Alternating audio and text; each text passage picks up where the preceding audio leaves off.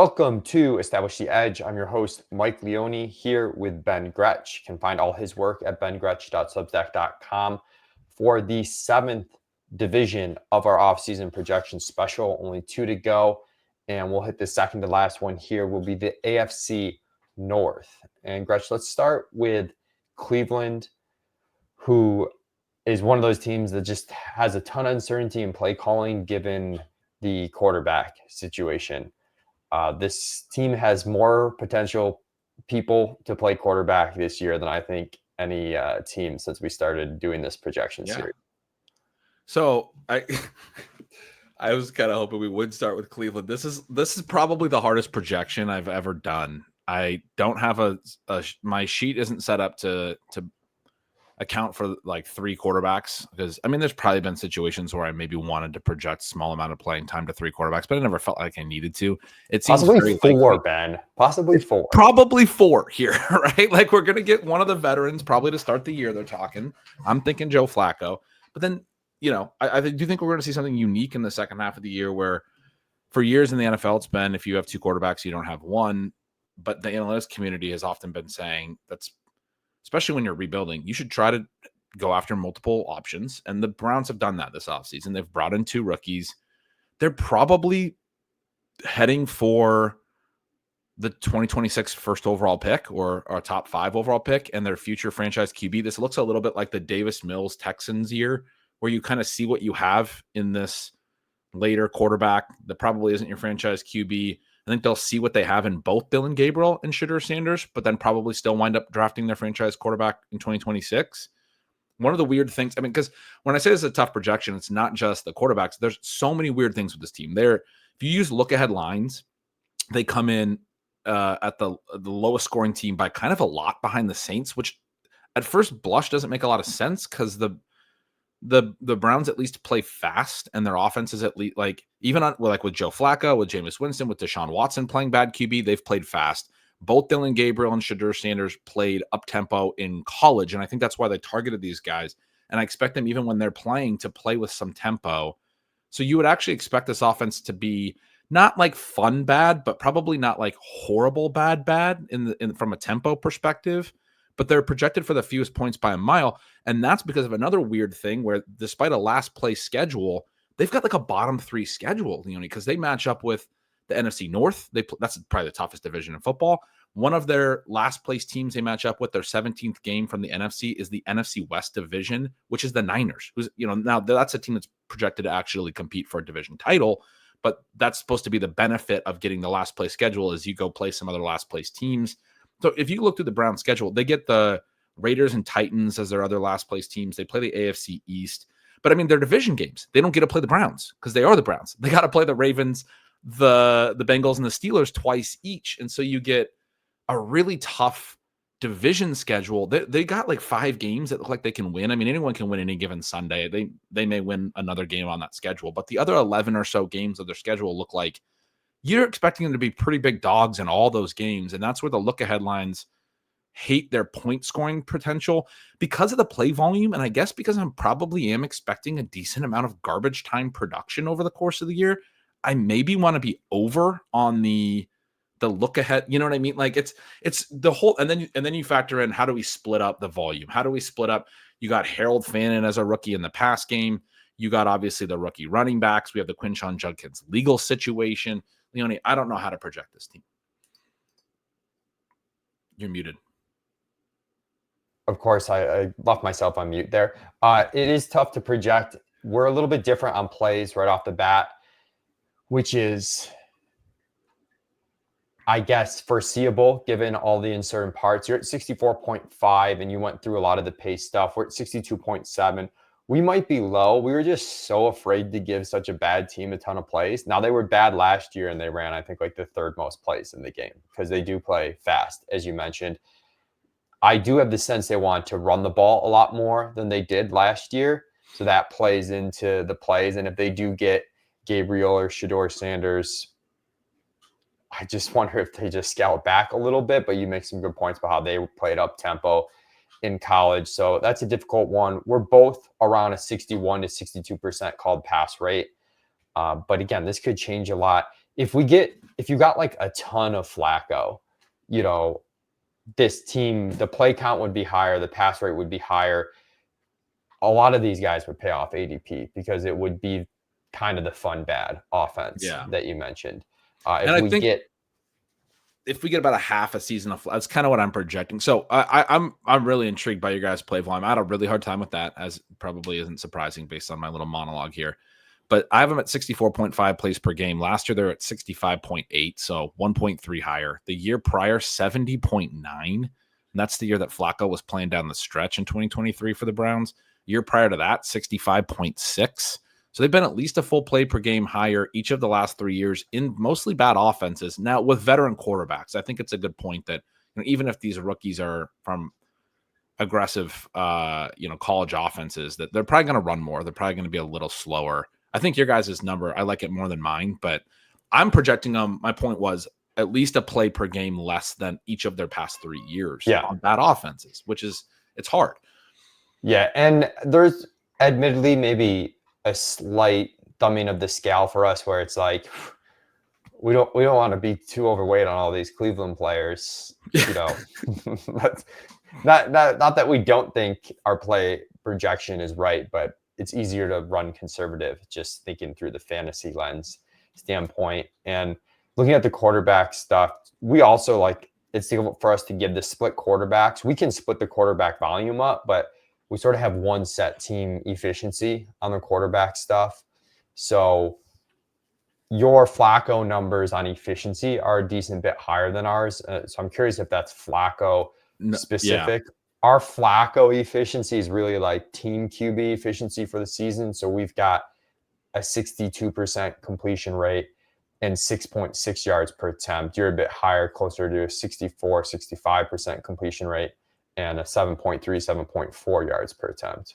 That's usually how I do it. What you said is kind of like a team QB efficiency. In rare cases, I'll like manually change my efficiencies. Like I don't have a spreadsheet set up to like easily like tilt the efficiency, but I'll manually change like the end result of the QB projections. And then my QB2 is like the total team minus the QB1 numbers, right? So then I can kind of tweak it that way. So I do have Flacco projected for like 0.7 more yards per attempt, 0.7% higher TD percent, because I actually think, I mean, that's a bigger gap than the yards per attempt gap, because I do think they're going to score more points when Flacco's their quarterback, higher completion percentage, all those things.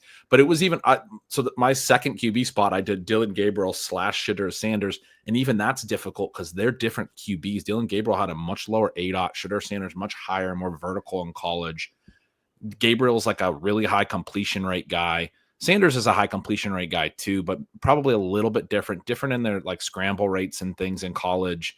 It like, I mean, even the two rookies are going to have meaningfully different profiles. And I jammed them together in one of my lines. So, I mean, it's tough. It is very challenging. Let's step away from quarterback though for a second, get to the running back position where, hey, if you wanted certainty, we don't have it for you here either, because we've got Quinshon Judkins almost assuredly facing some sort of suspension with domestic violence and issue, and the amount of games. And I hate talking about this stuff because obviously the fantasy stuff's like much less important than the real life stuff, but this is, a projections fantasy podcast. So that's how we're approaching it. And you do have to kind of make a guess on how many games the NFL is going to suspend him for. I think we're at like 5-ish games right now, but there's some uncertainty there. You're a little bit more bearish on him, and I do wonder if maybe we're kind of too quick to assume like, 5 games, but then he's the lead and not considering enough like, if he starts out suspended, it might be harder for him to work into the role we would have expected him to have. So to put numbers on it, we're at 185 carries, you're at 123 carries. And that's almost, I guess to both running backs, you're higher on the backups, with Dylan Sampson at 136 for you, 87 for us. You're at 127 on Ford, and we're at 95. So the Judkins ADP obviously is tanking a bit. I've been in some drafts where it's been easy to pass on him, and I've been in some drafts where he's fallen closer to pick 100, and I've kind of made that selection. So curious your thought. And on top of all this, we're dealing with 2 rookies in the backfield too. Like we're talking about things during the play. We're also dealing with 2 rookies. Judkins, the better prospect, drafted earlier, but Sampson has some pros as well. It was already going to be a really tough projection to talk through this. Part of where I'm at is that I think Sampson was being overlooked. He's quite a bit smaller, about 200 pounds, and Judkins is a 221 back. So the expectation that Judkins would kind of be the lead, early down volume back isn't just on draft capital. But I do want to make a point that while the Browns took Judkins ahead of Travion Henderson as the RB3 early in round 2 and clearly like the profile, they also took Sampson pretty early in round 4. And this was a really deep running back class. Sampson was, for some people as a prospect, likely to go in day 2. He was kind of a slide into day 4. He was in that group that was expected to be, where Caleb Johnson and RJ Harvey went later round 2, in round 3 for a lot of people. He goes high in round 4. So it's a little bit of a slide that's maybe a little bit concerning, but also the point is that Dylan Sampson's profile was good in its own right. And the Browns saw that slide as worth grabbing when they had already taken a running back in a season where they're not expecting to contend, and they are kind of a little bit more analytics focused, a little bit. I mean, it was an aggressive pick with Dylan Sampson, and I think they do see something they like. They had a lot of picks. They obviously took both quarterbacks as well in this draft, but they see things that they like in Sampson. I think there was a minor element that Sampson, even if there was no issues with Judkins, could wind up playing as much as, or perhaps more than Judkins if he was just a better pro, because we're projecting rookies forward. It's difficult to do. It's a little bit like, this is obviously a callback, but it's not exactly like, but the comparison for how Sampson could maybe displace him, Judkins, would be like when the Packers took both Jamal Williams and Aaron Jones in the same draft. Williams was the bigger back. People thought Aaron Jones was this smaller, whatever. He became Aaron Jones, right? Like that can happen. Just because he had lower draft capital in the same draft doesn't mean he can't become a really good pro.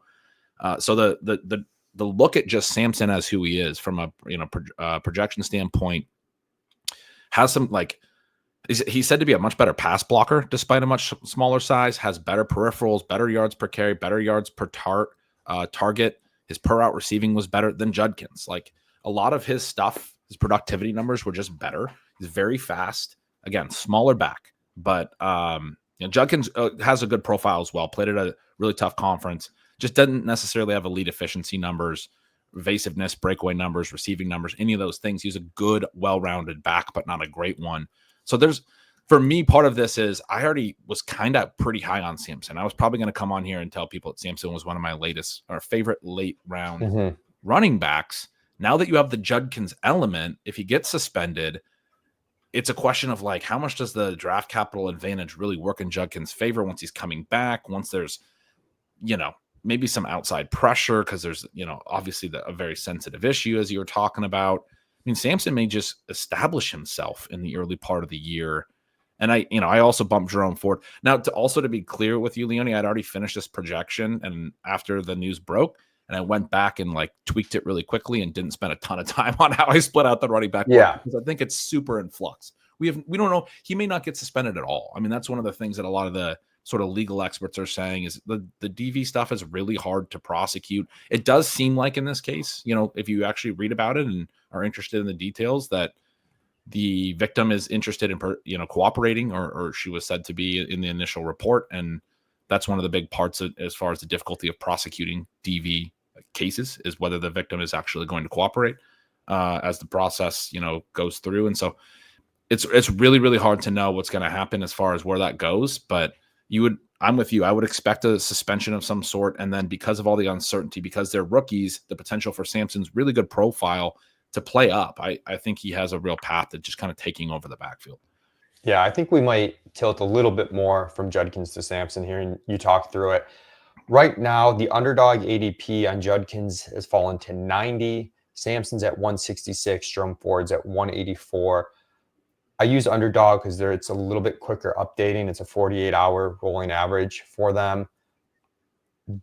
there's still a lag, though, in terms of the behavior of the people in drafts and whatnot. So I would still expect Judkins to drop further and Sampson and Ford to probably move up some right now. And Ford, we didn't really talk about. He was someone that like our projections kind of liked before the Judkins thing, and I was mostly ignoring because late I was like, I just don't think I need this profile of like, part-time back who really is blocked in terms of upside on two guys. Now, there are some RB rooms where if I'm like looking at the late running backs and they're all dart throws, quote unquote, I don't mind taking Ford, just knowing you are going to at least you may get some more assured volume to begin this season, assuming Judkins does get suspended. I completely agree. I had been saying in the early part of the offseason in some of the places where I was talking about this backfield, or really in the post-draft segment, that Ford sort of had to be an afterthought. They brought in 2 rookies. They're going to see what those rookies have, especially later in the year. They're going to be playing those 2 guys as a 1-2 punch. Felt like, he was a total afterthought with all this draft capital sunk into the position. And so I was basically not taking him serious at all. Then I go through the projection and I noticed that he had meaningful career highs in missed tackles forced per touch, yards after contact per attempt last year, more than half a yard better per attempt on the yards after contact stuff than either of his first 2 years. He barely played in the first year. Missed tackles forced stuff over 0.3, which is like really strong. Very good 5.4 yards per carry. It only brought his career number up to like 4.4 because he was sub 4 in 2023. I'm not confident that he's good now, but there was enough in his 2024 data that I guess I didn't really remember from watching all the games that I was like, all right, now that this whole situation has occurred, there's some paths for Ford to, I think, have some meaningful volume, especially early. That there's probably no way that we get away from Judkins playing late in a meaningful way because, again, it's the lost season, and they're going to want to see something of him. And the Browns have dealt with this with some of the other players, just to be real about it, and they've played Watson through it. They've played other guys through some of the, when I say dealt with, I mean like PR type stuff, right? And so I wouldn't necessarily expect them as an organization to be afraid of playing Judkins. So probably Ford's not a late season hammer, but he could be good early in the year. I think more for managed leagues. Let's go to the wide receiver position, and it's one of the ugliest wide receiver rooms that we have in the league. I've been on Judy to start this offseason.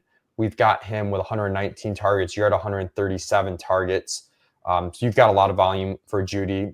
Definitely interested to hear if that's like, hey, I had to project it this way. I don't necessarily like him, or if you actually like him.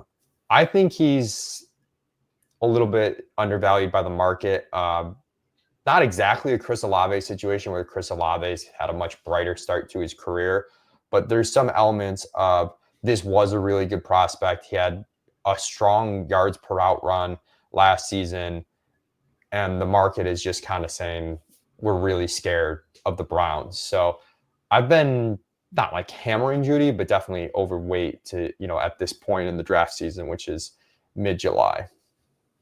Yeah, I'm with you. I think the market has clearly been behind on what Jerry Jeudy is. He wasn't good early in his career necessarily, but he was okay relative to situation. Pretty good per route stuff each season. I think we talked about it on the show last year where he wasn't coming off his best year in 2023, and Amari Cooper was coming off his best year. But if you looked at the multi-year like ranges of their targets per route earned, their yards per target, even their ADOT, what that meant for where their yards per route run could fall, Jeudy and Cooper looked a lot closer than their ADP suggested going into last year. And I liked to play Jeudy as a later round guy that the market basically said Jerry Judy's bad. And I didn't think that was necessarily clear when the Browns had went and traded for him and given him a big contract last year. And then they trade away Cooper midseason and transition into Jeudy being their number one. He runs the most routes in the NFL. So the weird thing about his profile was coming into last year, he had never run 500 routes since his rookie year. Then he runs the most routes in the NFL last year, over 700. Him and Jamar Chase, the only two guys in the NFL who ran over 700. There's only like 6 more that ran 600 in the entire NFL. So his per route profile in some ways doesn't look elite because of the pure routes volume. But when you run that many routes, again, it's a team being like, this is our clear number one. We're putting him out there a bunch.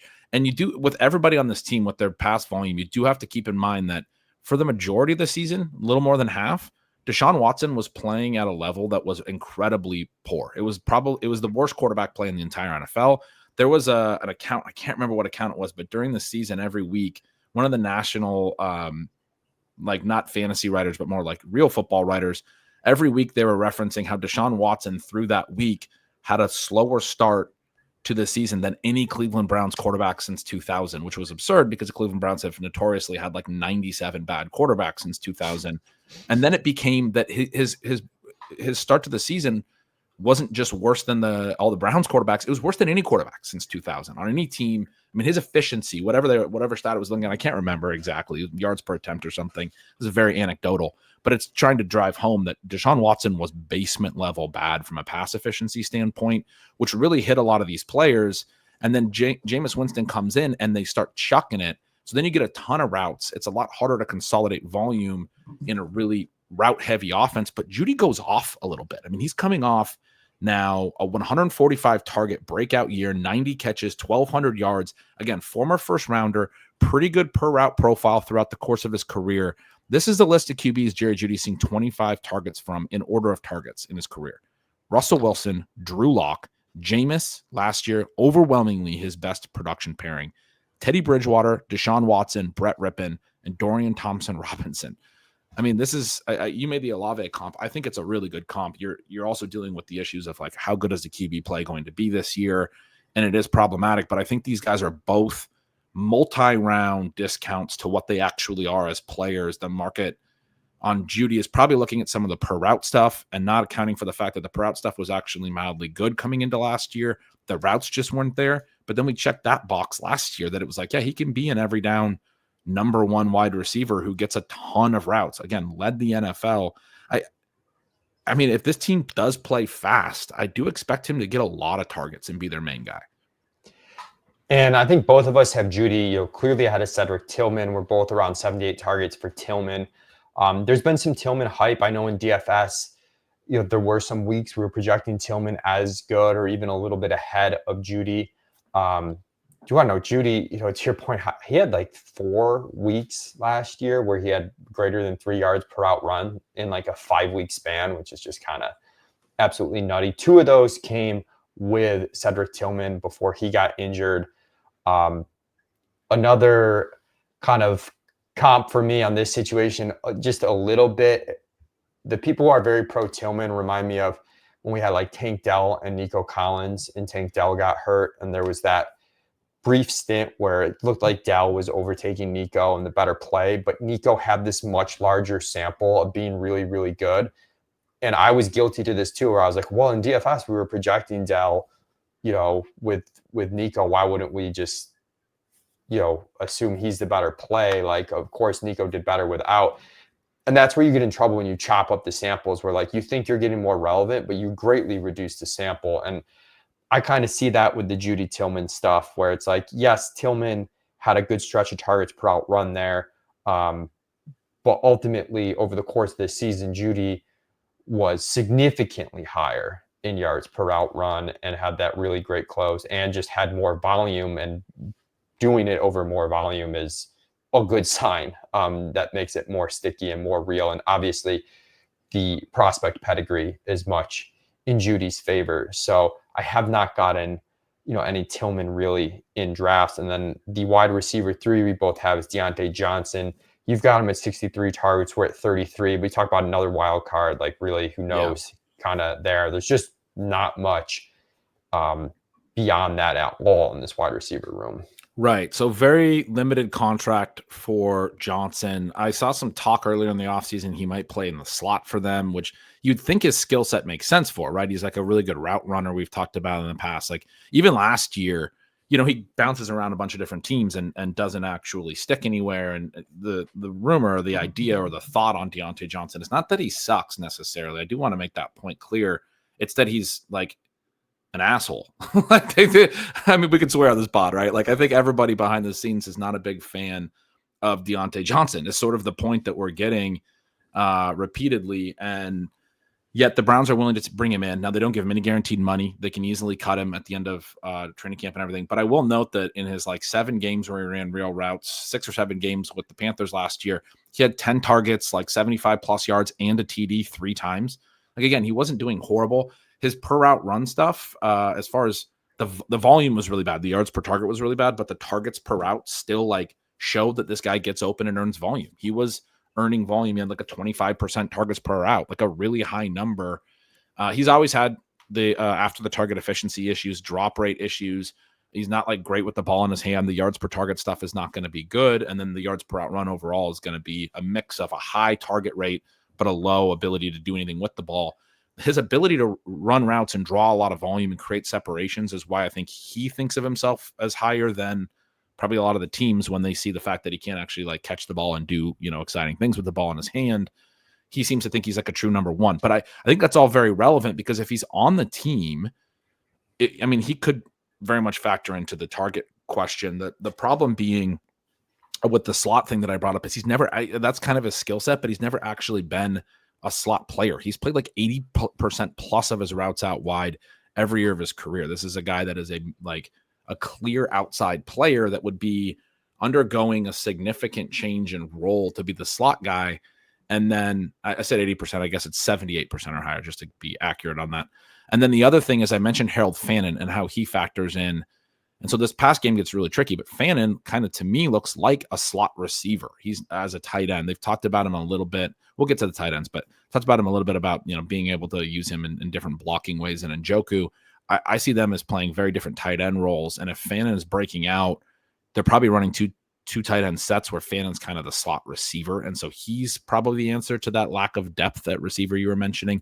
As far as Tillman, I just do want to say, I don't have a strong take on him other than, when I went through the projection, I guess I didn't realize that he got hurt in week 13 and didn't play again, because the one thing I did remember about him is right after they traded Amari Cooper, his snap rate shot up just from writing the weekly columns, where he was sub 40% offensive snap percentage in each of the first 6 games, only 5 total targets. And then the very next game, week 7, he's at 80%, 82% offensive snaps. And then he was at 90%, 96, 96. So the next 4 games, he's an every down player. Like it actually seemed like the Browns were trading Amari Cooper to create the space for Cedric Tillman to be an every down player. And he did that for 4 weeks, and he earned pretty good volume those 4 weeks, at least 8 targets every game. And then he gets hurt in the 5th week and doesn't play again the rest of the year. So we do have this really small sample, but I think there's a factor there that is worth noting, that the team seemed to be freeing up playing time for him and liking him. And he looked like he was moving forward in a positive way. The overall, per route profile was pretty strong. And especially after he became a full-time player, looked decent. But I do think, as you said, I agree, he's meaningfully behind Judy.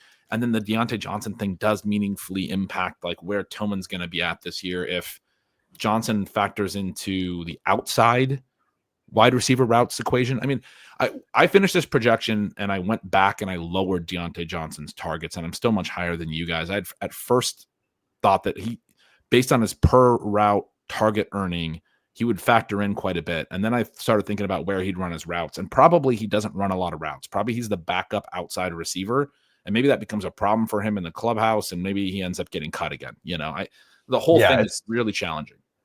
For me, Deontay, given all those challenges, like I don't think there's any format you're really drafting him right now, but he is one of those guys you can be quick on the wire. Like if he's earning routes, we have the TPRR, history to look at. Even look at last year before he got traded. It was great. And then he's gone, and then it just goes completely south. So keep an eye on him. Let's go to tight end, where Njoku has a little bit of the Judy vibes to him, where it's like, hey, we got to give this guy a lot of volume.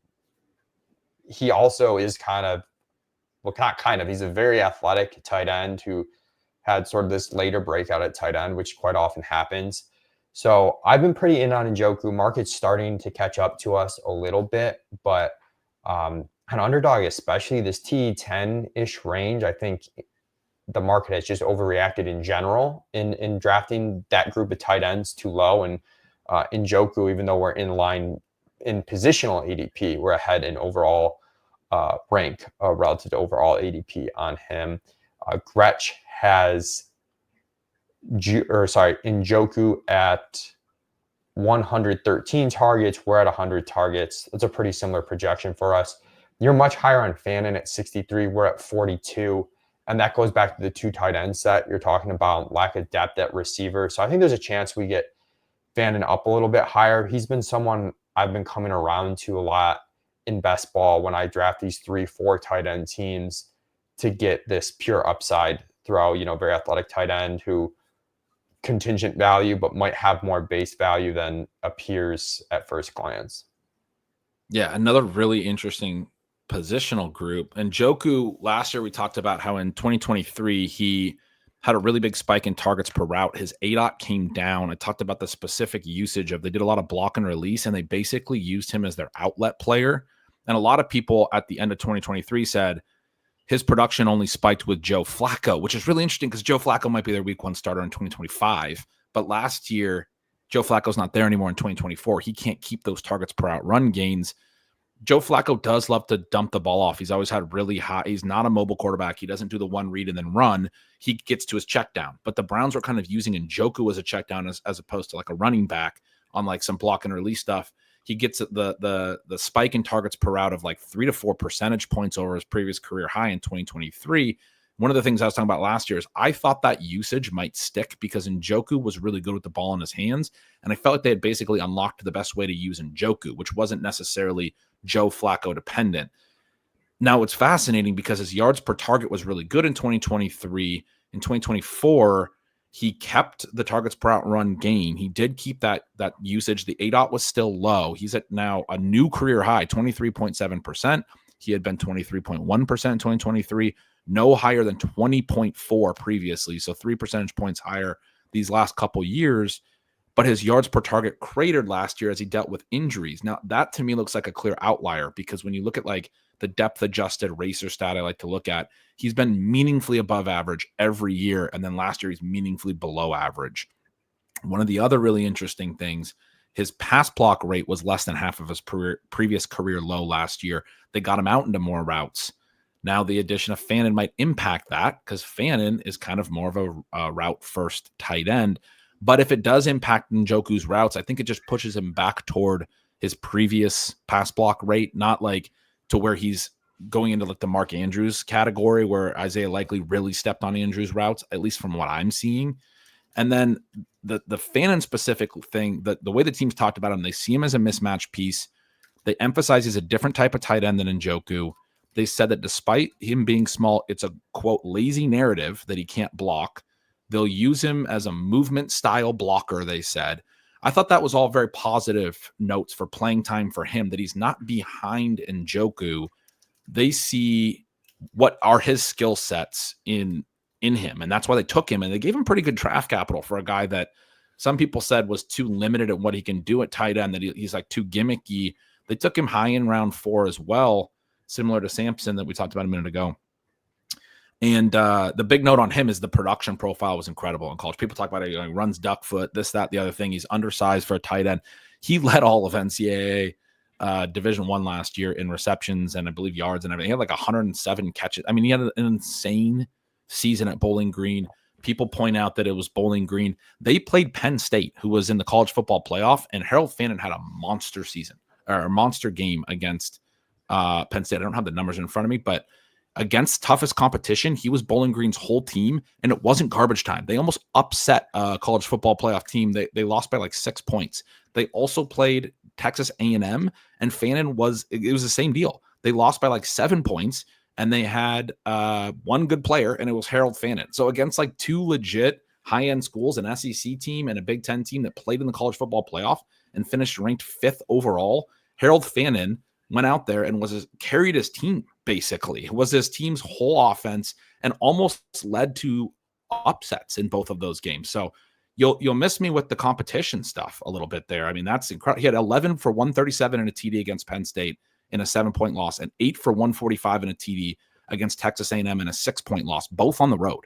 So, I mean, this is a guy that I think is potentially a unicorn, and we're looking for unicorns in fantasy, but we look for production and how that can translate to the NFL level. Whatever his skill set is, he can clearly turn it into scoring at the college level, or he could at the college level, even when he played against some tougher competition. They also played Arkansas State in their bowl game. It was a good team, but he had 17 for 213 and a TD in their bowl game. I mean, at least against a bowl opponent. Anyway, I think Fan is very unique. I think there's a potential that he grows into a slot role in a way that doesn't step on Njoku. I agree with you. Njoku is one of my favorite tight ends in that range because I do think he's going to be their traditional tight end. But this is a team that's used a lot of 2 tight end sets. Last year with Njoku at 97 targets, they had Jordan Akins at 58 as their tight end 2, which is a lot for a second tight end. Njoku did miss some time, and in 2023 when he had 123 targets, the 2 backups combined for just 43, but that's still like, if you have 120 target tight end for another, couple tight ends to combine for over 40 more targets to that position is kind of a lot. I have the positional tight end target share increasing quite a bit this year, Leone. I think these guys are both going to have like specific roles, and Fannon's going to have the potential to be a meaningful part of the pass game. Unless Deontay Johnson is, unless, Cedric Tillman is. I mean, again, it gets back to the Browns being very uncertain.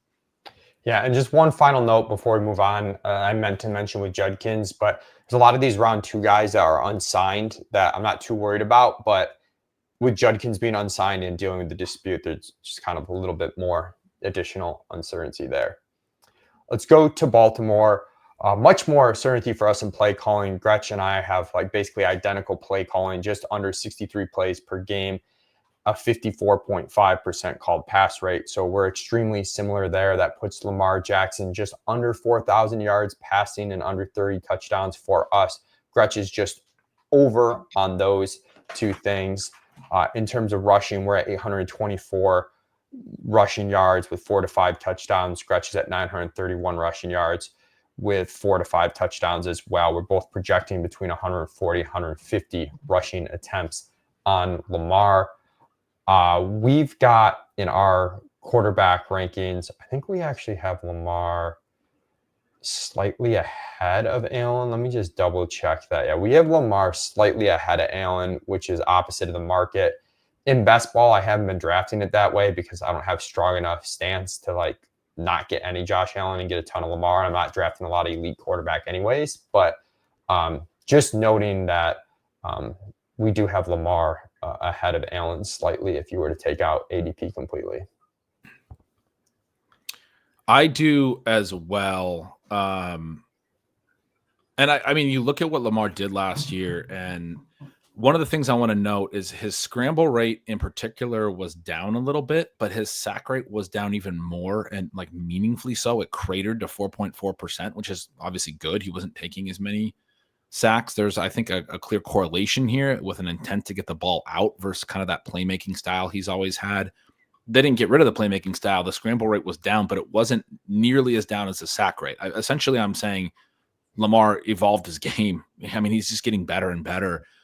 The scramble rate was still there. It was just slightly below his career average. It had been above his career average the last in 2023. So it came down, but it's not like it's gone or we can't expect the rushing to be there. But I just think essentially you got this trade-off. He took fewer sacks, but it didn't necessarily mean less running. That is just so promising for what Lamar Jackson is as a player. And it's probably a big part of why he was better from an efficiency standpoint, or those things work together, that he had guys open more or whatever you want to say. But I think they were trying to kind of work on him getting the ball out and not extend so many downs. And yet he was also clearly better at choosing which downs to extend. But his 8.4 rush attempts per game, to put a number on it, that was a career low. Still led the position in rushing yardage. Jaden Daniels was the only player within 250 yards. So, I mean, he's probably not a big rush TD guy. Obviously, you just mentioned Allen and Hurts is the other one, but those 2 guys are like the only ones that do score a ton of TDs. A weird stat I saw was that both those guys have double-digit rushing TDs the last 2 years. No other quarterback has more than 6 in a season in the last 2 years. So it's like this huge gap between what Allen and Hurts are and every other quarterback. Lamar is going to be in that other group that, is going to rush for 5 or 6 TDs or something in a season. But the rushing yards are going to be meaningfully higher than everyone else, not named Jaden Daniels probably. And yet they did come down a little bit last year as he got so much better as a passer. Derrick Henry, we've each got 264 carries. We're at 1,270 rushing yards. You're at 1,401, a little bit more efficiency. He was insane in efficiency last year, 5.9 yards per carry. We both have him at 13.2 touchdowns. I'm pretty sure that's our highest rush TD projection on any player in the league. I was way wrong on Henry last year. I just kind of thought the way the offense set up that he was going to be more in this kind of carry range that we're projecting now, 264, except when we're doing a season-long projection, that's a little bit more pessimistic because we're being a little bit more conservative, especially the ETR side of things.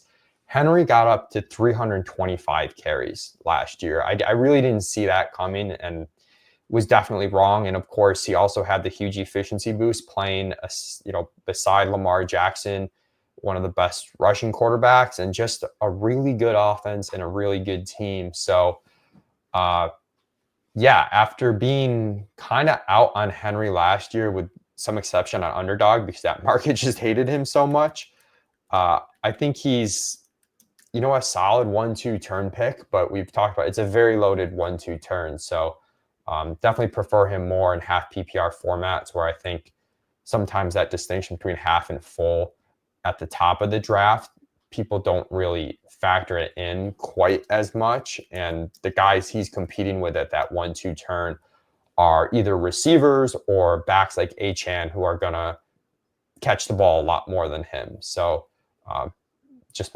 wanted to point that out. Yeah, we both have the Ravens shifting a little bit toward the pass because they were so meaningfully toward the run last year, closer to their 2023 pass rate, but not quite there. Gaining a little bit of play volume as a result, fewer running clocks, those things. And it basically, in a projection, is saying, Derrick Henry getting 325 carries last year is what it is, but it's really hard to bet on that every single year in a projection and those kinds of things. One of the reasons for me, and we're going to talk about this with the pass volume, but when I got to the pass volume, it was really hard to dial in the targets. All their key players are guys that I would like to make a case had earned more of a role, or for some reason or another deserve more targets in 2025. And so then you can't actually do that in a projection. It becomes a problem in terms of how to dial in all the targets and where they're going to go and who's actually going to get more volume. But I do think from a team perspective, and with how good Lamar played passing the ball, there's a lot of incentive for these guys to actually, the incentive being to keep Henry as fresh as possible for a playoff run, and just acknowledging that he's an older back and those things. But I mean, we don't really have to tell the audience what's the deal with Derrick Henry. It's just a question of how much do you think he can take on, right? Because he's going to be amazing. As you mentioned, the Lamar Jackson efficiency boost was there. The one minor thing I'll note is we talk about the backups. I mean, Justice Hill, 20% targets per out run last year compared to just 12% for Henry, which I mentioned these targets per out run numbers with the backs to talk about which backs that the teams are sort of proactively throwing to as opposed to just checking down.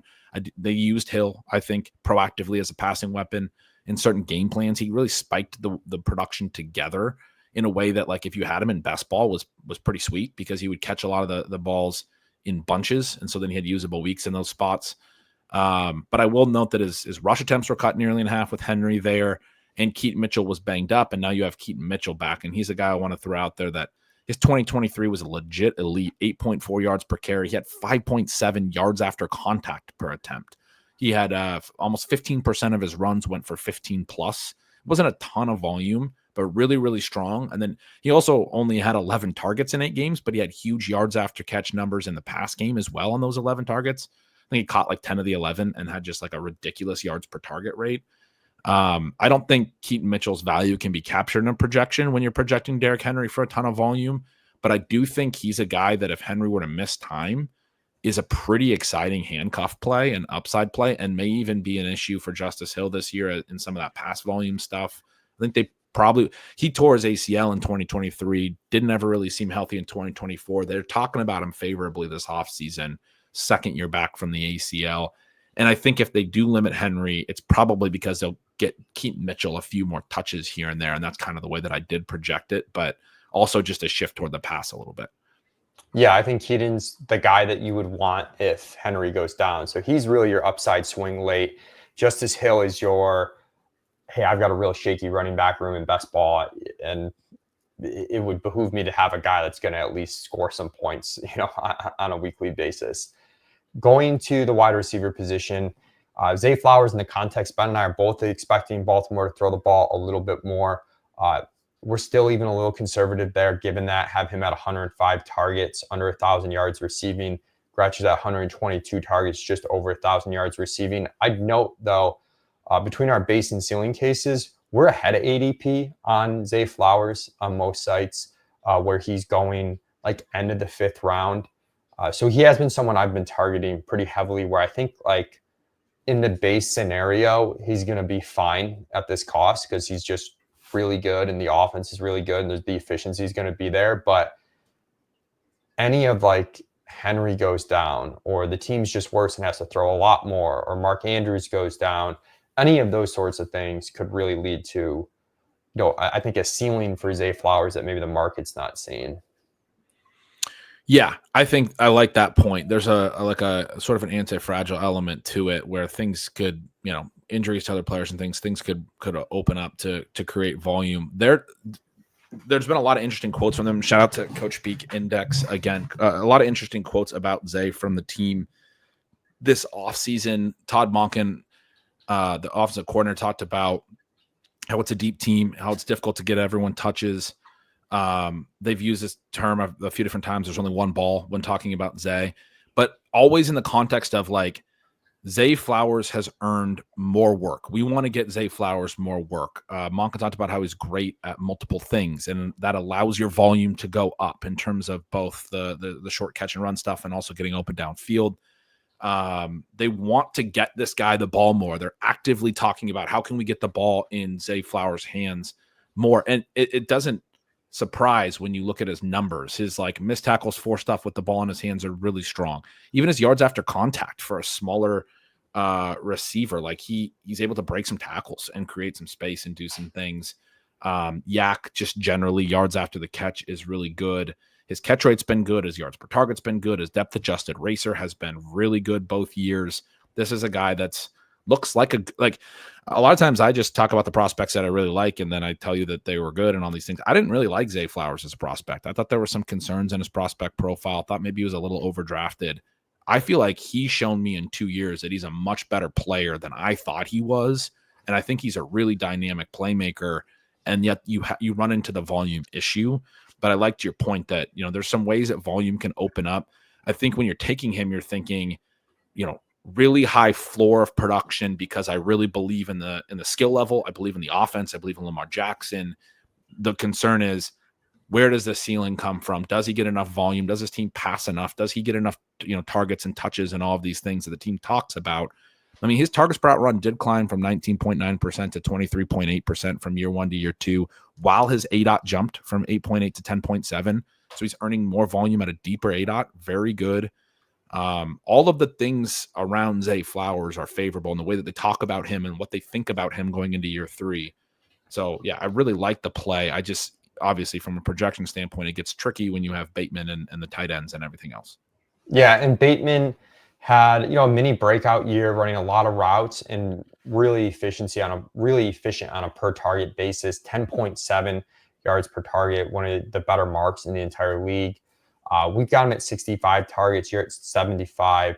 You kind of mentioned how you have the offense a little bit more condensed in general. I do have a tough time with Bateman at cost, where some of the positives I said about Zay do apply to Bateman, but he's also got the Zay hurdle in front of him. And on full PPR sites in particular, like, this is really an efficiency play.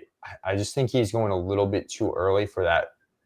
That base volume on a week-to-week basis is tough. Like, Zay Flowers can still get you some like 8 to 10 catch games in certain situations. So I haven't been getting a lot of Bateman. I actually had a lot of Bateman last year, but the price has gotten too rich for me. I completely agree with everything you said. I mean, he was super efficient. They're talking him up a ton again. They're saying he had this breakout year. He had a really high ADOT, 15.2, and it also had a red zone rule. So you had the really big yardage efficiency on the vertical profile, and he caught a bunch of touchdowns.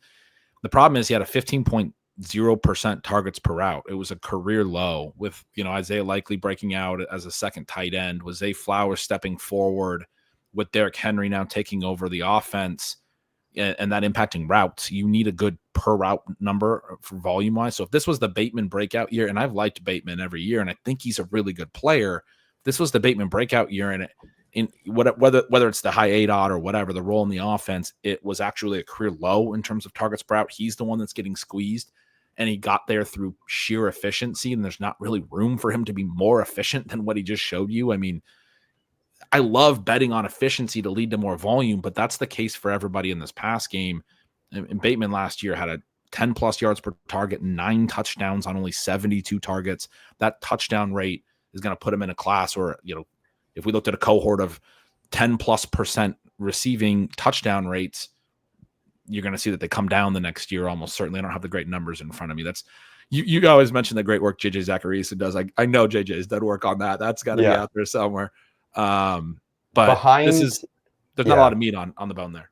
Behind Bateman, they do sign DeAndre Hopkins, and then they've also got a couple guys they've drafted in recent years who've hung around in Devontae Walker, Tylan Wallace, a couple prospects, honestly, like I think we've liked more than market in like a dynasty perspective. So, but they're not likely to make a mark. I just kind of point them out in terms of, I don't think like DeAndre Hopkins has a fantasy viable role here. I think if like Bateman or Zay were to go down, it's not necessarily like, I think DeAndre would do better if like Zay went down, but like Bateman went down, I think we could see Devontae and Tylan like step in and fill that role. And where Hopkins maybe is somewhat valuable to the team in some real life circumstances, I don't think he's totally dust, but I just don't see any case from a fantasy perspective. And I mentioned that just because he is getting, drafted a decent bit in best ball drafts still. Yeah, I agree. He drew a decent amount of volume on KC last year, but a very different offense. Like if you look at just his raw targets, and he wasn't super efficient, you're going to have a lot harder chance to get a lot of volume here. He's probably a little bit more of an annoyance for the big 4 wide receivers and tight ends that we're talking about here than Nelson Aguilar was. But 2 quotes from the team about him this offseason. One was comparing him to the Aguilar role. I think that was from Monken. And then the second was somebody referred to him as a contested. He's going to be their contested catch guy or something like that. And I was like, oh yeah. So they see him as like a situational player. I don't think he's a real threat to the main 4 guys that all look like they're ascending young players. And Hopkins looks like, we want to make a postseason run. I want to win a Super Bowl kind of like late stage of my career type addition. So completely agree. The tight ends, Andrews and Likely, they both had their fantasy viable stints last year, with Andrews kind of closing the season really well, very efficient, but the volume wasn't, quite what it was, with Zay performing well and Isaiah Likely being there. We've got Andrews for 65 targets, Likely with 60. You've got Andrews with 74 targets, Likely with 62. So a little bit more gap than we have. I've struggled with Andrews, where I just like betting on this offense in general because I think it's going to be really good. I think he's a good player. But like a few guys in this offense, very stark difference in Andrews when you start going from like half PPR sites to even like tight end premium, and some of the higher volume tight ends can start to catch him because he's just not going to compile a ton of catches. So we're like neutral, a little bit above ADP on underdog, but then the full PPR sites, we just don't have the market docking him for those enough. Yeah. Andrews is, again, like I've been saying, I want to be able to get him more volume in a projection. He was efficient again. They tried to get him more volume late last year. The fact that like Lamar during the season got frustrated in a press conference when asked about Andrews' role, and he was like, they were acting like Andrews wasn't producing, and Lamar basically was like, you guys don't know all the things he does for our offense, the blocking, all these things. Like, it's crazy to act like, Mark Andrews. And then throughout this offseason, he was, had the potential to potentially move on, and the Ravens made a point to bring him back. They really like Mark Andrews.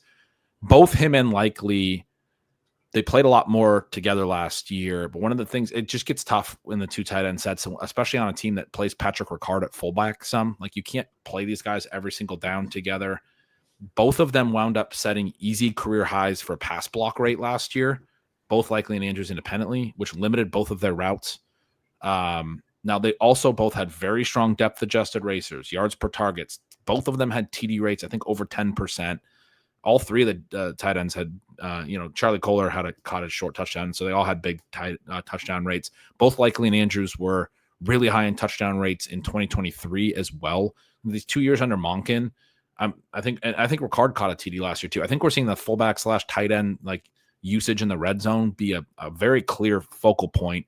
And so, to your point about moving from tight end premium to half PPR is, you're talking about touchdowns with tight ends. And I think Andrews is super interesting over there at his price now, because I think you have the talent-based element and you have the potential for more volume just coming around. And then the other thing I want to note on Andrews, he got his first carry in week 12 last year. He got 4 by the end of the regular season, 4 more in the postseason. Those were the tush pushes. They started doing them late in the year.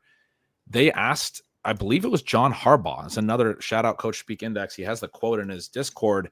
They asked directly if that would continue with the tush push not being banned. It was a big talking point a couple months ago. And the answer, I believe, from John Harbaugh was, if we run the tush push this year, it will be Mark Andrews doing it again.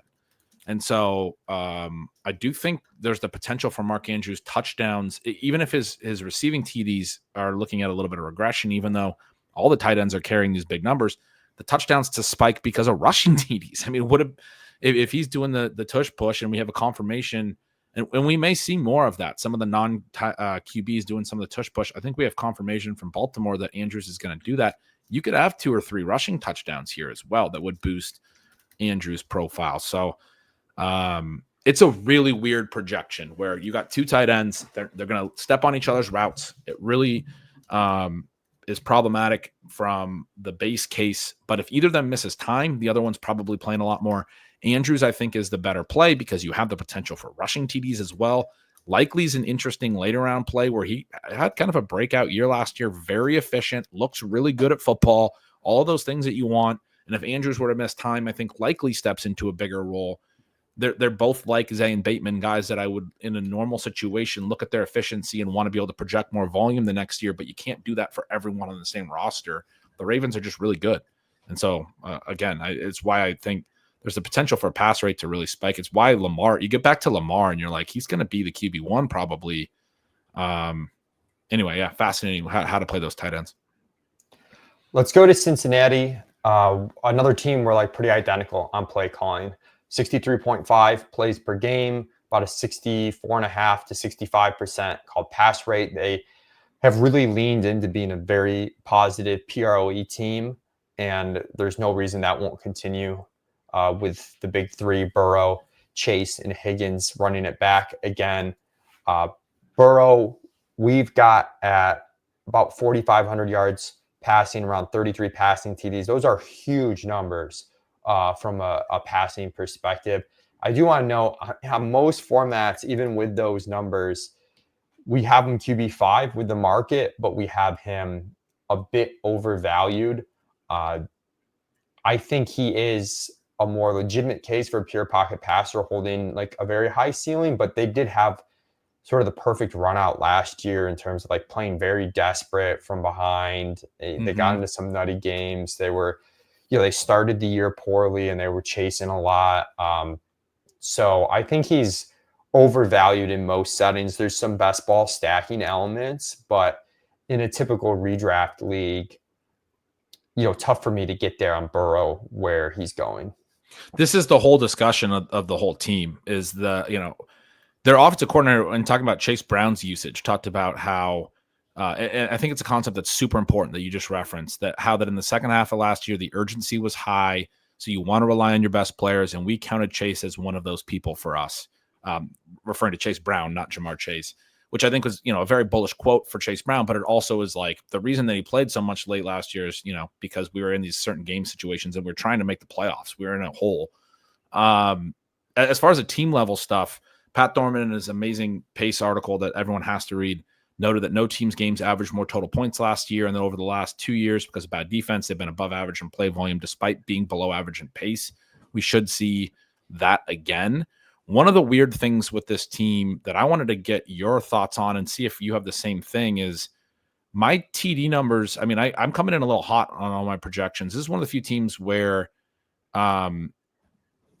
the market expectations, or sorry, putting this differently, they were tied for 5th in offensive touchdowns last year at 54. They were 6th in points. My look-ahead lines have them 10th in projected points for 2025. So coming back, and I came in above where I thought that they should be by the market when I went to check that, and I had to cut their rates, their TD rates back pretty meaningfully. Do you see that in the look-ahead lines on your side too? Like, should we expect them to be more like 10th? We've got Cincinnati with the second highest over projection in touchdowns relative to their market, if that makes sense. We're I think it does. It like pairs last year and these trends we're talking about with the play volume and the chaoticness with what the market's saying. And there are some teams that just seem to be able to outperform their team totals at a higher rate. Again, team totals are a median, not a mean. So the distributions aren't always going to line up exactly. And obviously, especially with these look-ahead lines, the market can just be wrong. But yeah, so we've got Cincy's team total is 24.5. Yeah, it's not a huge number. It's a very good number, but you're a point behind like KC, Detroit, those teams. And you're a point ahead of like, in Arizona, a Chargers team, just to put the context. And you just see the uncertainty in these lines. I mean, even when you mentioned Cleveland's line being so low at 18.6, it's like 3.5, 4 points higher than some of the worst teams last year because of the uncertainty element that's baked into these look-ahead lines. Yeah. I think that's exactly right. Median, not a mean. That's probably a reflection of this team being pretty concentrated in their, like if Jamar Chase gets hurt or T Higgins or Joe Burrow, like this offense just craters, right? Like they only have a few good players, basically. Their offensive line's not great, all of those elements.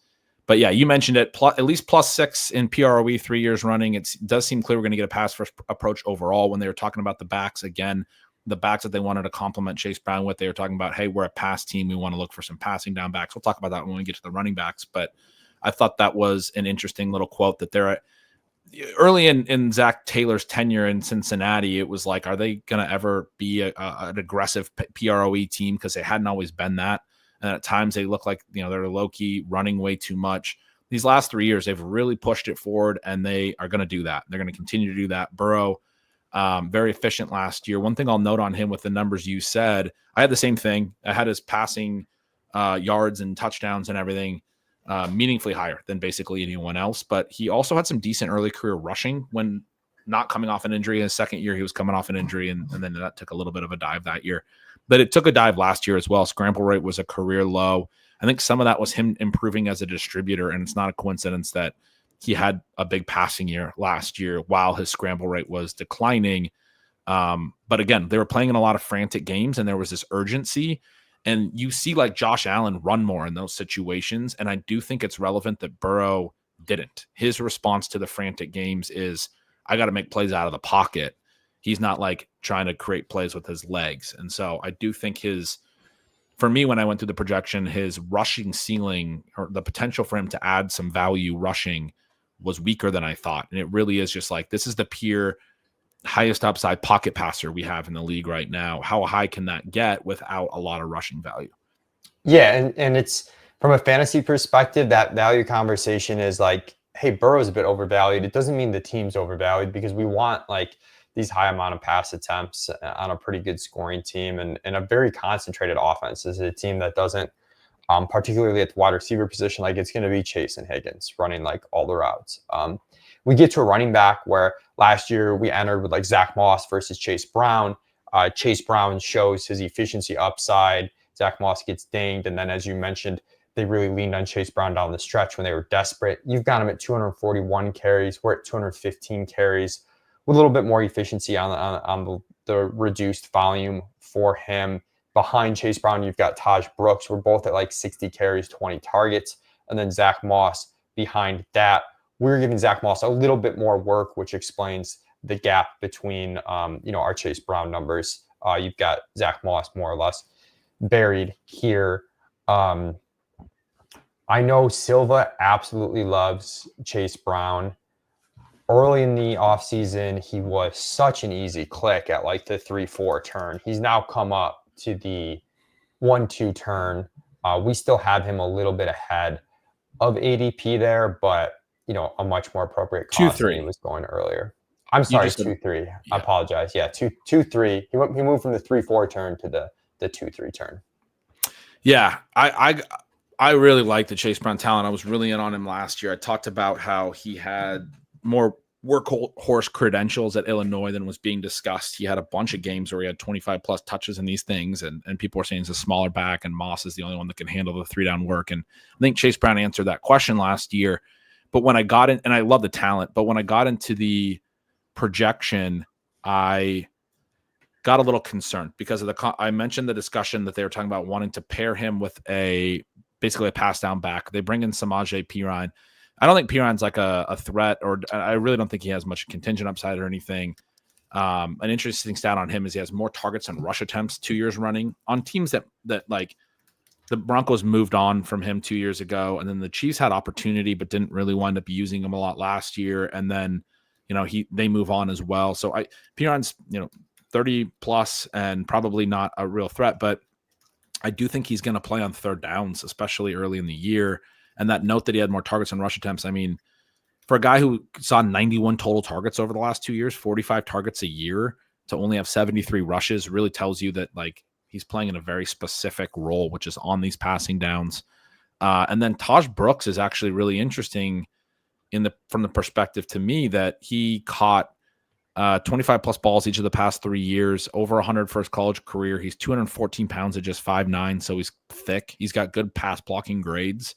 And so, again, they were talking about wanting to complement Chase Brown with a back that has a little bit of size as well. They talked about you maybe want a bigger back because they acknowledged in some of the offseason comments that Chase Brown's not a big back. They're aware of that, obviously. Now, they love Chase Brown. They talk very favorably about him. One of the big things about him that they said was that he made them right to bet on him and the trajectory he's on. And like it's kind of what you would think, or we would talk about in the fantasy community, that going into last year, they weren't certain that he could be anything, but they were kind of betting on him to potentially be that.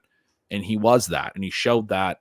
And for a team that had to pay a bunch of money to get Jamar Chase extended and to get T. Higgins back, and obviously Joe Burrow has a big contract, to have a running back like this on a day 3 rookie contract and be able to just add another day 3 rookie and bring in Samaje Perine as a veteran is huge. The fact that they can build their running back room cheaply is huge. And I do think they're willing to be like Chase Brown, even, people think doesn't have the credentials to be a workhorse, is our workhorse basically. But the concern is, will he play enough on pass downs? One of the answers from this offseason was he's our first and second down back, as they were referring to the third down play. And so I think they're going to give Chase Brown a ton of work, but it may actually cut into his receiving work a little bit, which is maybe a little bit a problem. Now, this team's going to drop back a ton, and I still have Chase Brown projected for the most targets on the team, but just a smaller share of the overall running back target pie than I otherwise would have. And that's maybe a little concerning on an offense where he's probably not going to run enough because the team's throwing so much to have like a monster rushing production season also. I mean, I don't know. It's another tricky one. It's tough because, the two sides of it are, he had a very good run out the end of last year and was super efficient. And then it's like, you're regressing that efficiency a little bit, but it also is a good sign. And it's tough to know exactly where to pin the middle ground. And I should have mentioned Perine when I was mentioning the backup running backs. We both have him a little over 30 rushing attempts, but almost a 1-to-1 ratio between rush attempts and targets at about 25 to 30 targets for Perine. Going to the wide receivers, you've got Jamar Chase at 173 targets. We're at 148. You've got T. Higgins at 130. We're at 112. We're just slanting a little bit more conservatively overall. And I think we might still have Burrow with like a slightly higher scramble rate. You mentioned that, which is leading us to just a little bit less in terms of pass attempts per game, even though we're like very close on the overall play calling. We have Chase, even with that, as our number 1 overall player with 284 full PPR points. You're up at 356 full PPR points. Are you taking Chase 101 in most formats? I think it's close. I mean, I wound up with a really aggressive projection, but I did get a little concerned from the perspective that his targets per out and weighted targets per out were pretty much on par with Higgins last year.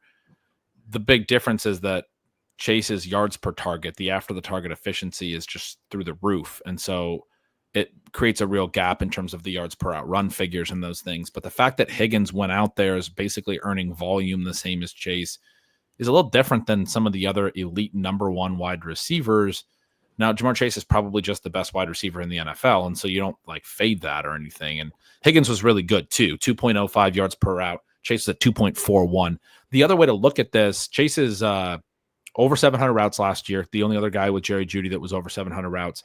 There's actually probably some meat on the bone in terms of the per route stuff. And yeah, or flipping it the other way, like, the ton of routes probably held it down.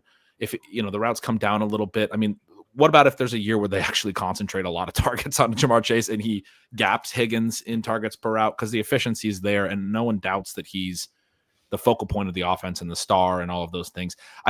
He's the wide receiver one for me, for sure. As far as the 101, I guess I do have a little bit of a question relative to the really high-end running backs this year in particular, but I mean, if I'm in best ball, I'm taking him 101 because I want to get exposure to him. I'm not going to, I'm going with the market. I'm not going to not be in on Jamar Chase. This is a really, really strong profile.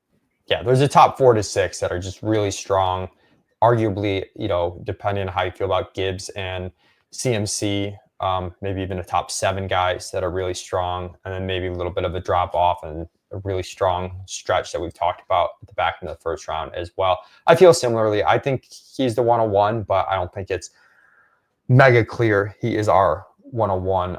I do think there's some stuff to like better about like a Justin Jefferson in terms of, some of just the pure volume stuff that you've mentioned. But, yeah, or Lamb or some of those guys have some real volume ceilings.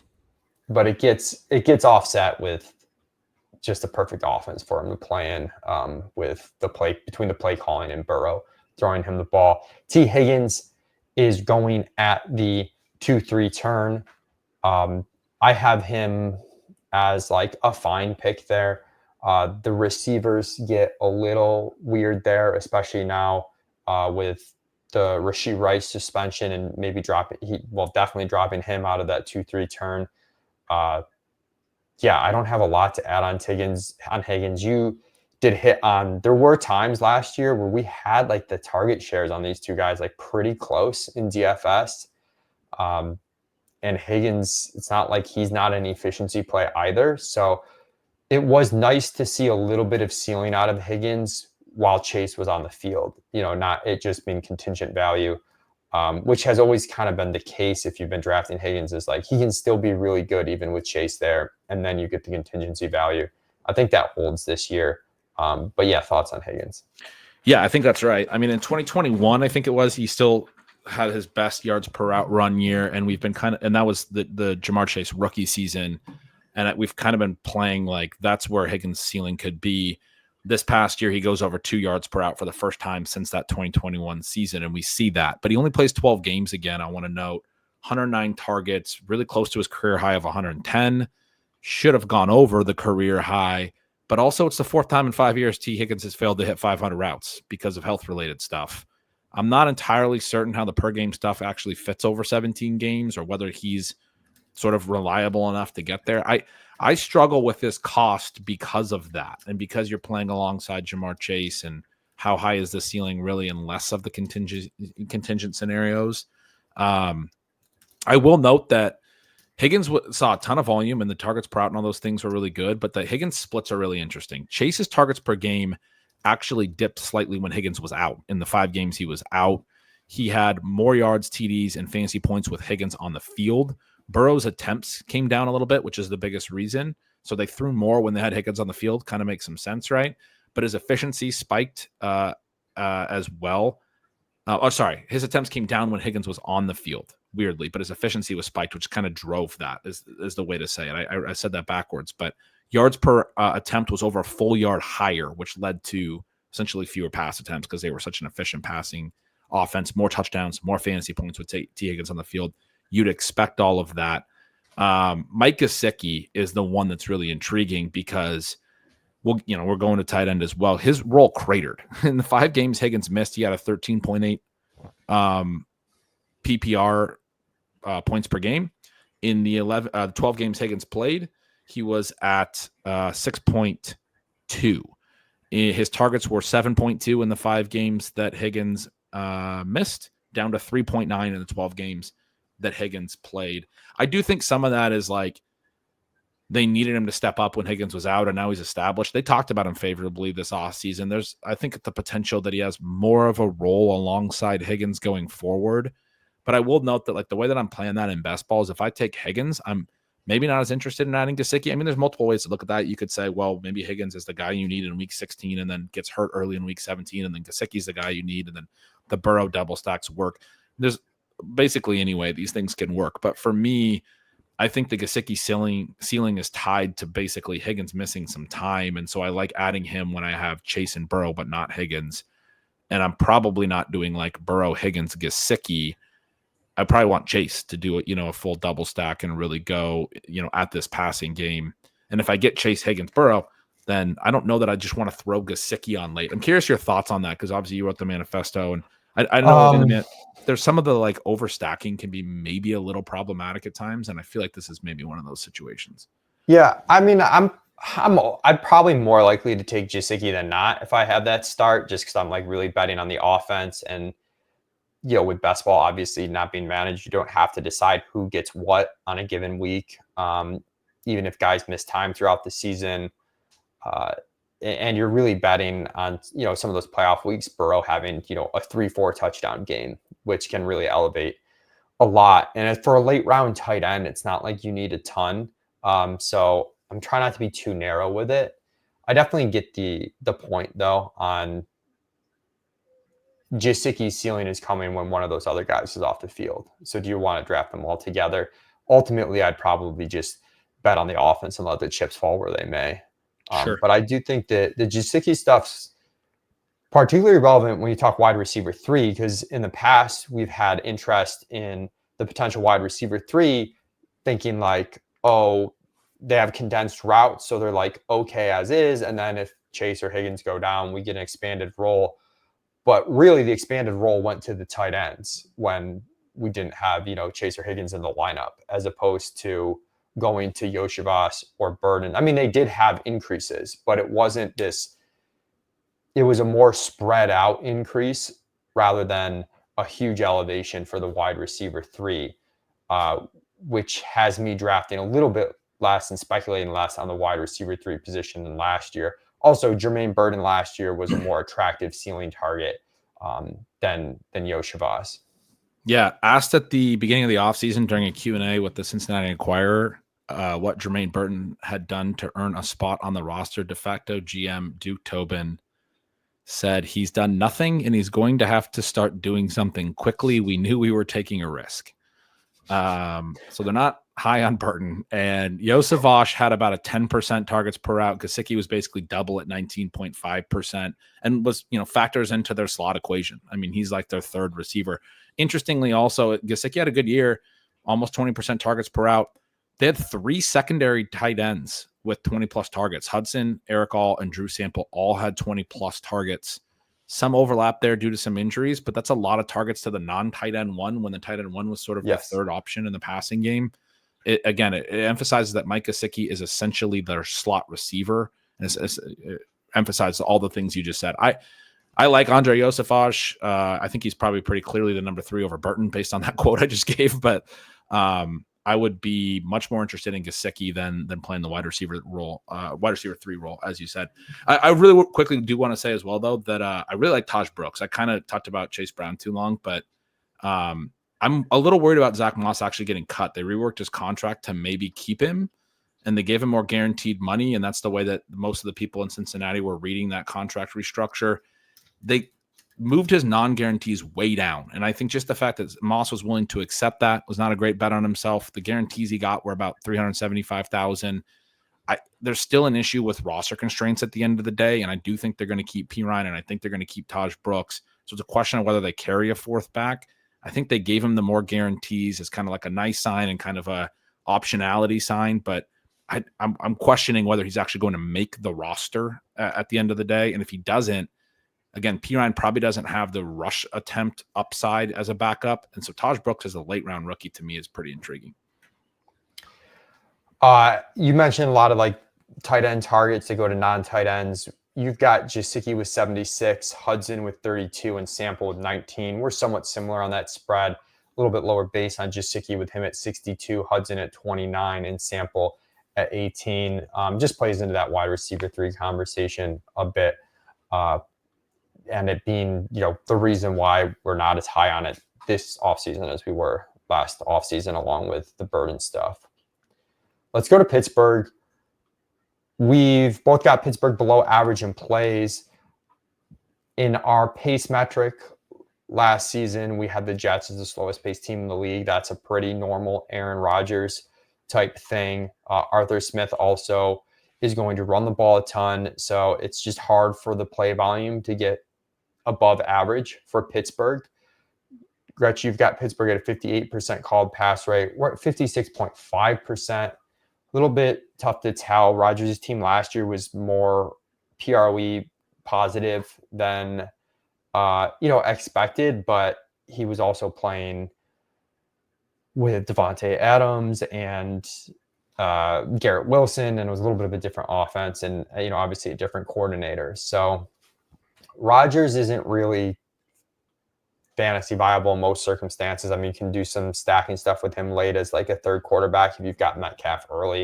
I don't think there's a lot to say on his fantasy value directly. We'll talk more about him when we get to the receivers, though. And look at this running back room that gives us Jaylen Warren, the guy we've kind of been on in past years is like, hey, he's going to catch more passes than Najee and is more explosive. So if he were to get more work, he's exciting. Starting to be concerned that the ceiling's just not there for Warren. We're at 155 rush attempts and 48 targets. You're at 145 rush attempts and 55 targets.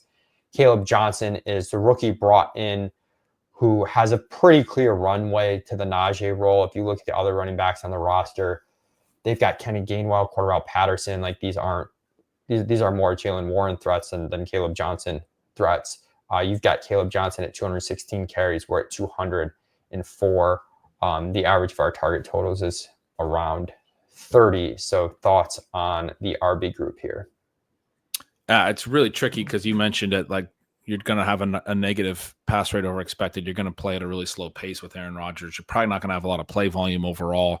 So which of the guys is going to really be able to consolidate what, little volumes there? And I'll know Aaron Rodgers' backs have typically always been good in his offenses. He likes to throw to the backs, check down a little. Both Breece Hall and Braylon Allen caught a decent number of passes and TDs. He'll throw to him in the red zone. Aaron Jones used to catch a lot of touchdowns. Isaiah Davis had a high receiving TD rate last year as well. The backs with the Jets last year caught some touchdowns.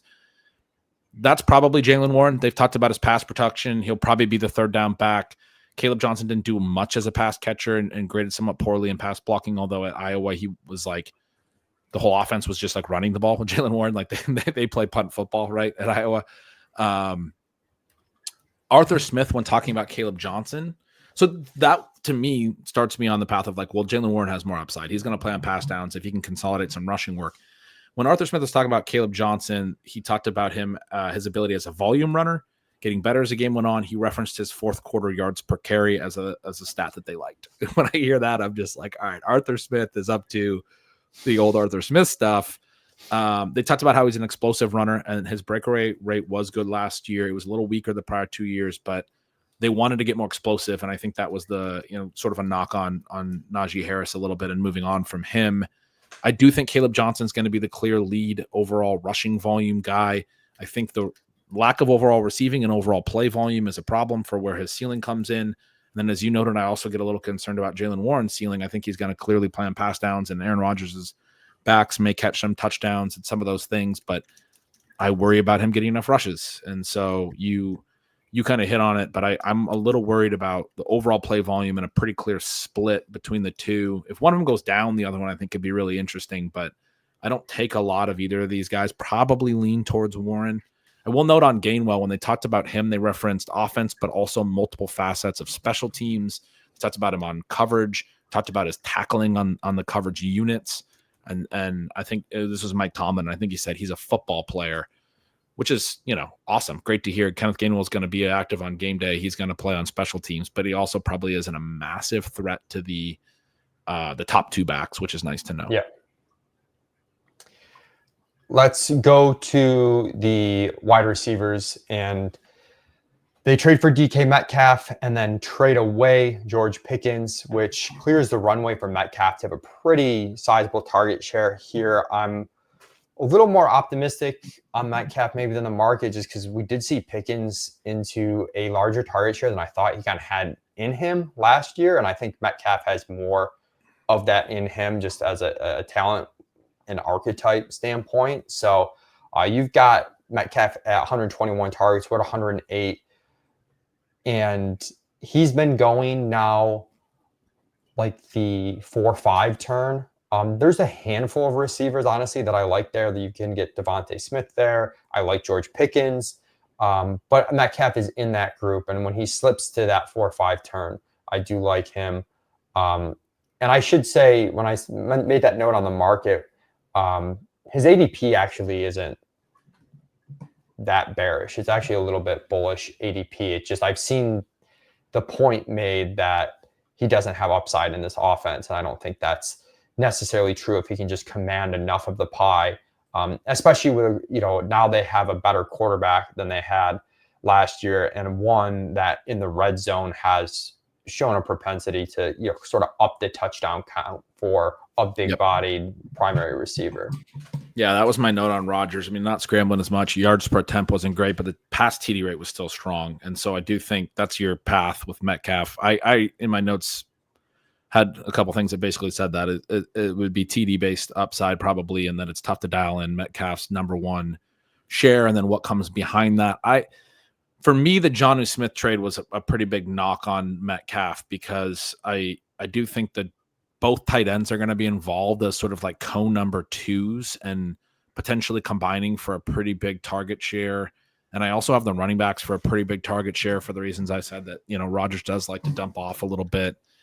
I mean, obviously, Metcalf's going to be the clear target lead, and obviously is the number one. It comes down to how big that number one share is, as you were kind of just talking through, because the pass volume overall, the play volume overall, this is a team that's going to win through defense. Rodgers seemed fine with it last year. He was so slow at the line at times. He was taking delay of games. I mean, he's going to play very slow. He's okay with it at this point in his career. He's trying to win a Super Bowl. He's not, concerned about like fantasy stats, basically. And Arthur Smith thinks fantasy stats are the dumbest thing in the entire world. So it's not a great team to target for fantasy production. Yeah, and behind Metcalf, you've got a smattering of receivers. Calvin Austin, who showed some downfield ability with Russell Wilson last year. Roman Wilson, who we didn't get the look at that we wanted last year. And Robert Woods, the veteran. When they first traded away Pickens, there was maybe some thought that someone could emerge from this group. But yeah, they bring in Jonnu, and I think we're both expecting a lot of two tight end stuff. I have not. These guys are completely off the board, I think, in redraft. There's some argument to a late round dart throw on Austin or Wilson. I really have strayed from that. But do you find yourself taking Austin or Wilson, very late, or think that someone could? Yeah. No, I think you want a better team environment when you're making just like that kind of a dart throw. I think it's appealing to think that, he could be the number 2 wide receiver on his team, but when the running backs are going to get a high share and 2 tight ends are going to be involved in the target tree, like they're lower down the target tree than it assumes. The other thing about Arthur Smith's offense that's annoying is they both tend to be low volume, but they also throw targets to like the 9th to the 12th guy on the target tree. Like the 4th tight end will get 10 plus targets over the course of a year. And that stuff adds. There's like 4 extra guys that maybe get 10 extra targets. It cuts like 50 targets off the board that other offenses don't necessarily have. Some of them will, other offenses will, especially when other offenses run into injuries. But you'll see some of these condensed offenses not have that. And almost every Arthur Smith offense has that in addition to low pass volume. And so it just steals from the main guys running the routes, that they like do these specific play designs for Darnell Washington, right? Like they're going to do some of that. Makes it harder for, and especially when you have Metcalf and you have Freiermuth and Jonnu, it makes it hard for Calvin Austin, who's out there running a lot of routes, to be more than like a 10% target share, which like a 10% of nothing is nothing, I think. Yeah, let's go to the tight ends. And we both anticipate a lot of two tight end stuff. We've got Jonnu at 68 targets, Freiermuth at 58. You've got 73 targets for both of them. So definitely curious your thoughts there. And that's more of you having more tight end targets and those going to Freiermuth than it is you having your total tight end targets are higher. I guess what I'm saying. We both are similar on Jonnu, but then you're extra higher than us on Freiermuth and putting him and Jonnu with the same volume.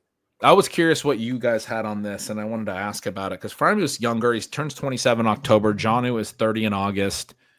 Freiermuth had good depth-adjusted racer last year, catch rates, TD rates. He's probably a good player. They've talked about him favorably all offseason. I didn't see the trade for Jonnu as like they don't like Pat Freiermuth. I think they think Pat Freiermuth is a 3-down tight end 1, and then Arthur Smith wants Jonnu as a tight end 2, basically. At least my read, right? Like 2 years ago when he was in Atlanta and had a career-high season, Jonnu Smith, he had 70 targets while Kyle Pitts had 90 targets. This team had 160 tight end targets when Jonnu had that big role under Arthur Smith.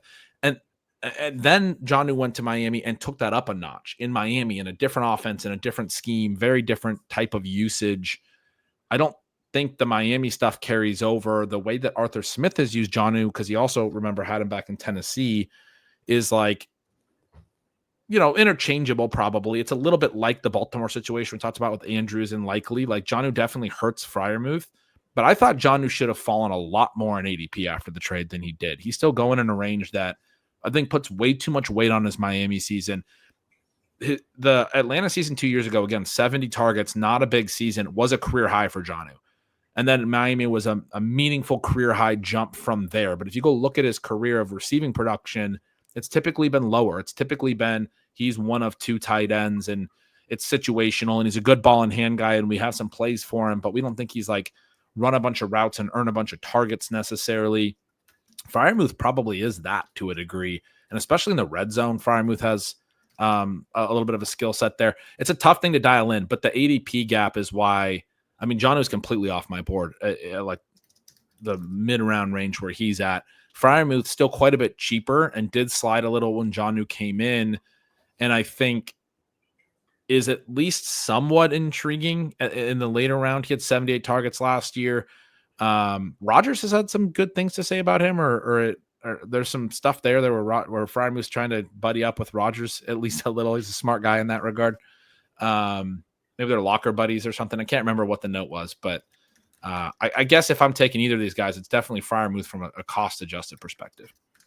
Yeah, we've got Jonnu a little bit more positively as like kind of a break-even value at ADP. He's not really a target for us, but not as much of a fade, and it's difficult there. I do find myself personally in drafts like preferring some of the volume plays in, either Brenton Strange at a similar cost or Cade Otton later to Jonnu. But I do think there's some positivity for Jonnu just being able to earn that targets per out run, even though it was kind of an outlier, and the familiarity with Arthur Smith and just the fact they're going to play a lot of 2 tight end stuff. And Jonnu might play more of like the receiver side of things in that 2 tight end set. But I do think the Freiermuth point's interesting, a good note to not like completely cross him off, especially you're talking about like the 20 round best balls where it is viable to maybe take 4 tight ends. We could see surprising total tight end production from this team if the offense is decent. If the offense is bad, I don't think either of them are going to matter much. But if the offense is like solid, like the production's got to come from somewhere in the passing game. Most of it's going to be DK Metcalf, but I do think the tight ends, could surprise a little bit. So mostly neutral here. Long-winded way of saying that. Yeah, I want to put a little some numbers to something I said, but 70 targets and 50 catches for Jonnu in 2023 in the Arthur Smith offense. He could be higher than that, but those were career highs. And then last year he was at 111 targets, 41 more, and 88 catches, 38 more because his catch rate was significantly higher too. 38 more receptions than his prior career high in that Miami offense. I think that was probably pretty scheme related and usage related in a way that I I agree with you that year did happen, and I could definitely be wrong here, but it's a big jump. I just wanted to give the numbers. It was a big jump last year over his career. He's 30 years old in August. All right, that'll do it for us. Only one more episode to go on the offseason projection special. Appreciate everybody for tuning in and sticking with us throughout the offseason. Reminder to find Ben's work at bengretch.substack.com and all my stuff over at Establish the Run. Have a good weekend, everybody.